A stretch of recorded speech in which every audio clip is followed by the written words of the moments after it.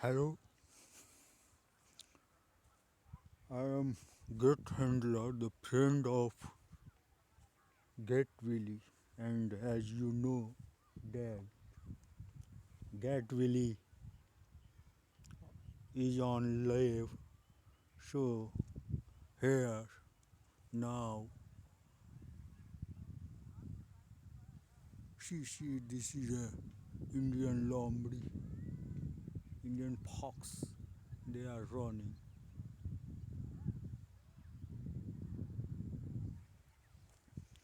and my friend is on leave. So this lecture series, this computer lecture series now will be proceed by me. And in the previous lecture, Get Willy taught you about secondary storage devices, in which you learn about sequential and direct access devices. And magnetic tape is an example of sequential access devices. Now, now we will learn about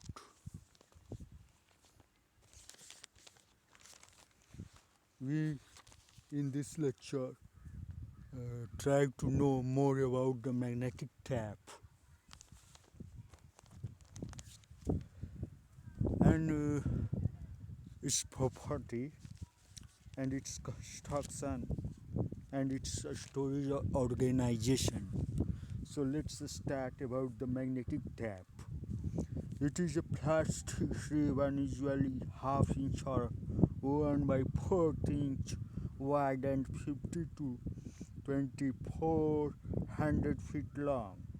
It is the most popular storage medium for large data set accessed and persist sequentially.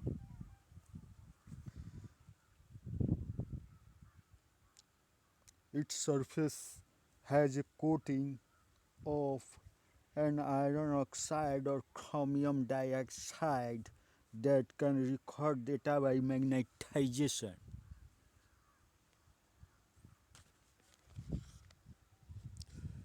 Data is recorded on the coated surface as tiny, invisible magnetized and non-magnetized spots representing ones and zeros.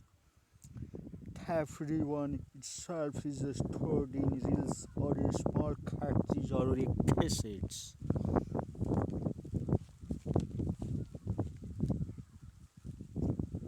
Now sees the now uh, like in the case of audio or video cassettes, video tapes, we can erase old data and record new data on magnetic tape as well. As we record new data on it, the old data is erased in the same area automatically. However, we can read the stored data many times without affecting it. Now we see the storage organization of a magnetic tape. It consists of a vertical columns called frames and a horizontal rows called channels or tracks. In the older time, tapes had 7 tracks and used 6-bit BCD code format for data recording.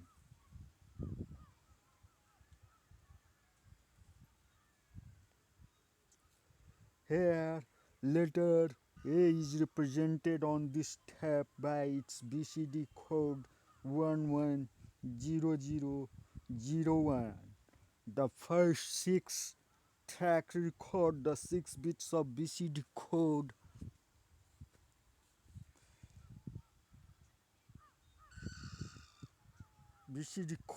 and the 7th track records parity bit.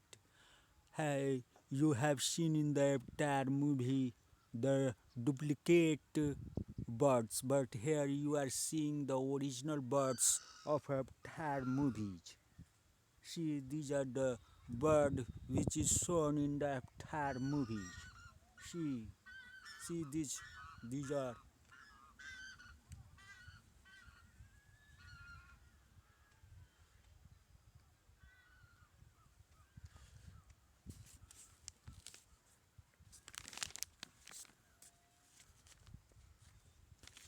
So come to the point.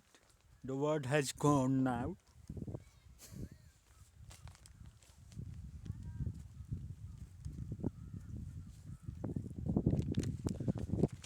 I, I am talking about the storage organization of a magnetic tap in which uh,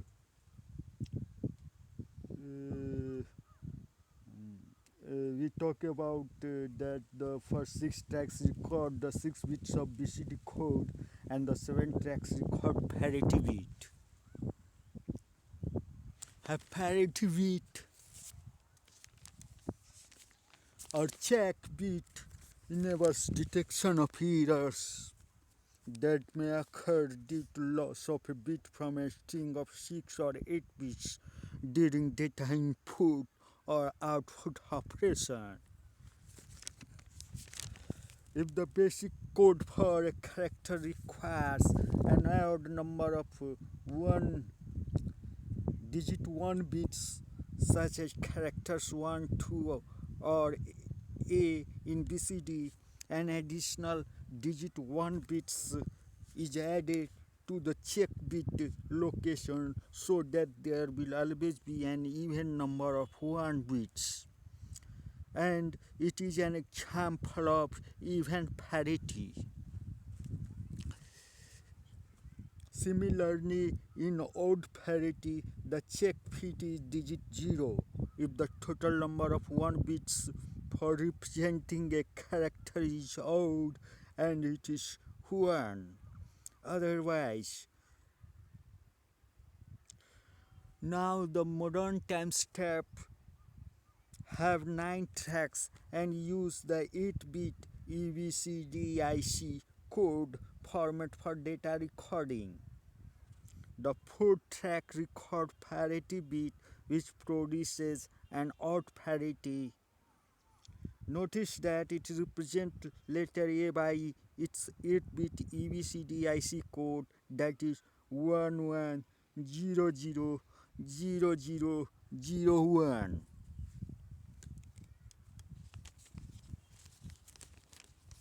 A magnetic tape is a continuous medium which record data serially, and there is no addressing in this situation how different pieces of data known as records are identified on a tape. For this, it separates records by a blank spaces called inter-record gaps, IRG, inter-record gaps. A tape drive creates IRG, that is inter-record gaps automatically as it writes data on tape. Each inter-record gaps IRG is about 0.5 inches, while data from a moving tape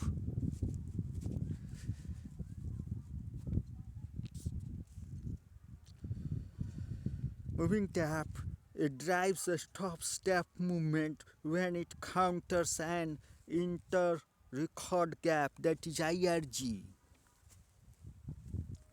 The tape remains stationary until the record processing is over and then moves again to read the next record. This process repeats for all records in a file. Recorder of varying lengths. When a tape contains a large number of very short records with an inter-record gap, that is IRG, after each record more than half of the tape is unused, that is occupied by IRGs. Moreover, tape input output operation also becomes very slow due to frequent interruption in tape movement during input output operations.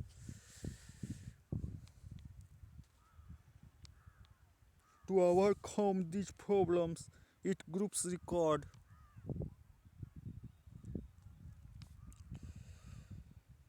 it groups records in blocks and separate blocks by blank spaces called interblock gaps, IBG. Interblock gaps, that is IBG. The process of grouping two or more records together to form a block of data is known as blocking, and the number of records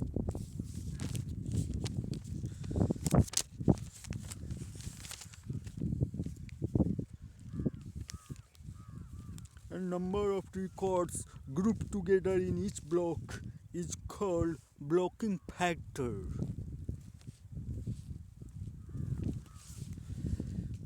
Blocking factor generally depends on record length.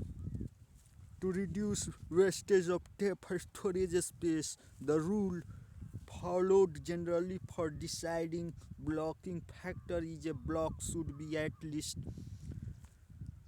11 times as long as the IBG, interblock gaps.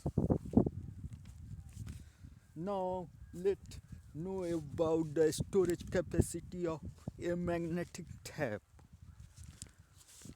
The storage capacity of a magnetic tape equals data recording density multiplied by length.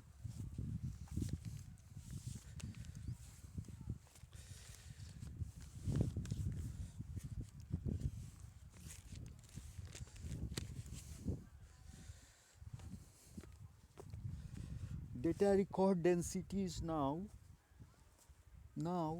the amount of data that can be stored on a given length of tape is called data recording density.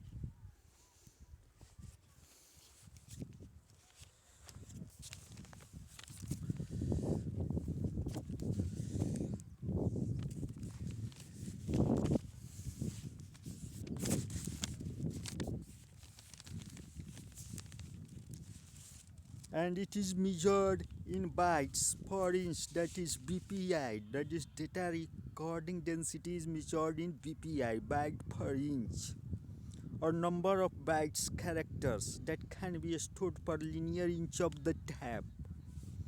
Tape density varies from 800 byte per inch in older system to 77,000 byte per inch in modern system.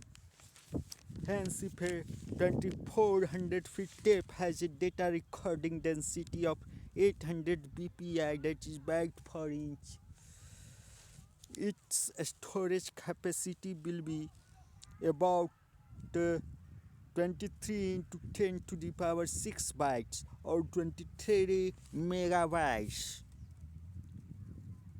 This is the total raw storage capacity of the tape.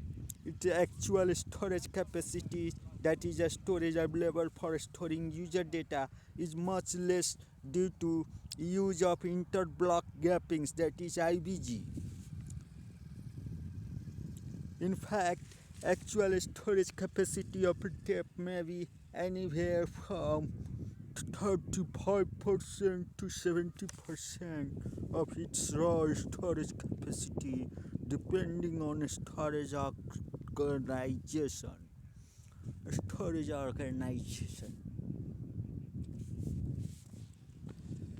Now we know about the data transfer rate. It is defined as the number of characters transmitted per second from the tape to a primary storage. That is, data transfer rate of tape is the number of characters transmitted per second from the tape to primary storage, and it is measured in bytes per second (bps).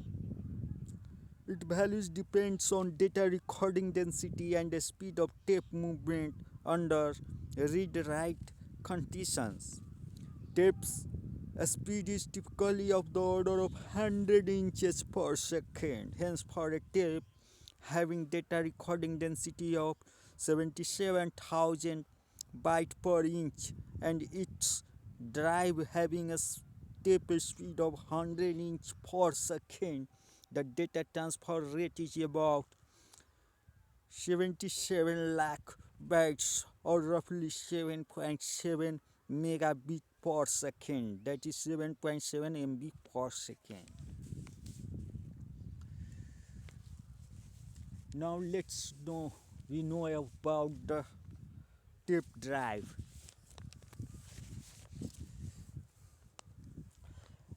A magnetic tape drive enables storage retrieval of data earned from tape.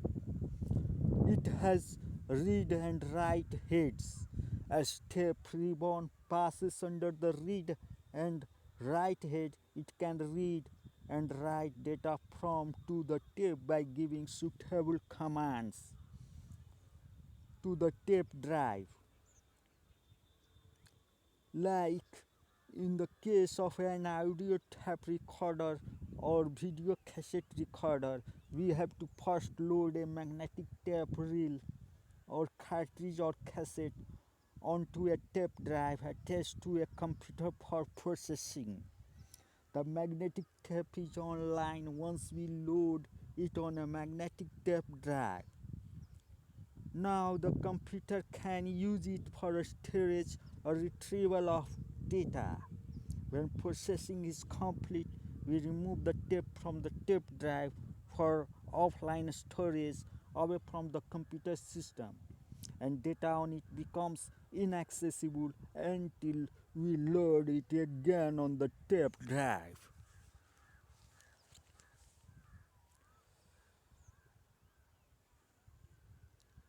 Next is the tape controller. We must mount a magnetic tape on a tape drive before we can use it for reading and writing of information. A tape controller controls a tape drive connected to it. It interrupts the commands for operating the tape drive.